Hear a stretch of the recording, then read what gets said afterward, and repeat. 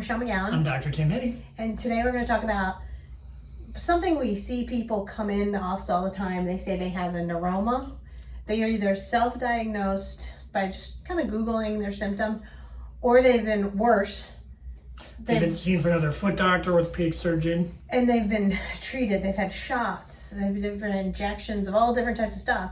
And then they come to us and say, I have this neuroma, it's not getting better, but it winds up being PDS, or we call it capsulitis or bursitis. So the telltale sign is not a neuroma. I want to start there first. It's not a neuroma. You wanted to say that. So the telltale sign it's not a neuroma is if you have pain on the bottom of your foot and it's underneath the second toe, which I know this is my hand, but if it's underneath the second toe and it hurts worse barefoot, and you have a little bit of swelling, that's not a neuroma. Neuroma's almost always just shoe. So if your shoe's too tight, it squishes the nerve between there. So I tell everyone, does it hurt worse with or without a shoe? And if it feels better without a shoe, it's a neuroma. But if it hurts barefoot, it's a joint.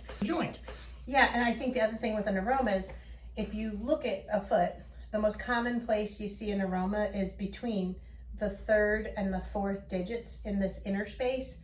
And if somebody comes in and the pain is here, that's not a neuroma. No, it's almost, I've never taken a neuroma out over there ever. But it's surprising how many people we see, I think. Yeah, I get 2-3 people a month who've had multiple surgeries for it's not a neuroma. And I think a lot of times the reason it's like patients at first kind of buy into the treatment for a neuroma when it's second MPGA capsulitis is because a doctor will give them a shot.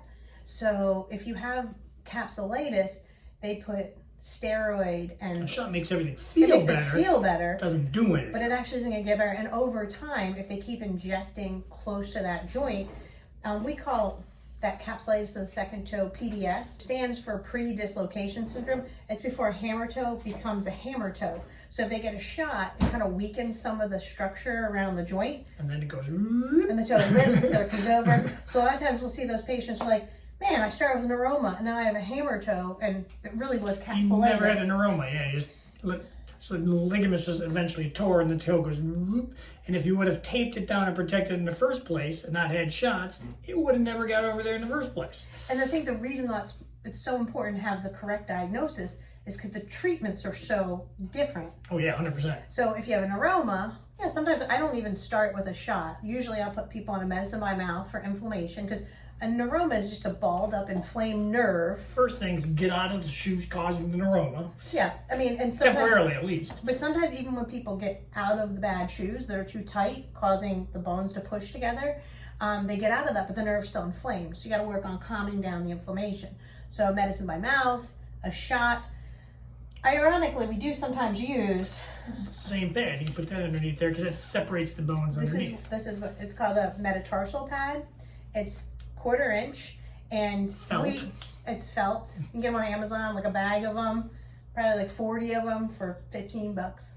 Anyway, when you have a neuroma, we do use this pad, and what happens is people step down and it splays these bones, the metatarsals. I'll try and put a picture somewhere. But when the metatarsals splay, it takes the pressure off that nerve. Ironically, we do sometimes use this for PDS. I use it for most of my PDS. People will find that easier than taping all the time. I tape people. I do both. I explain it to people. But anti-inflammatory ice, and I have people for neuromas. I have them stretch their calf muscles because I really do believe that takes pressure off the 100%. forefoot.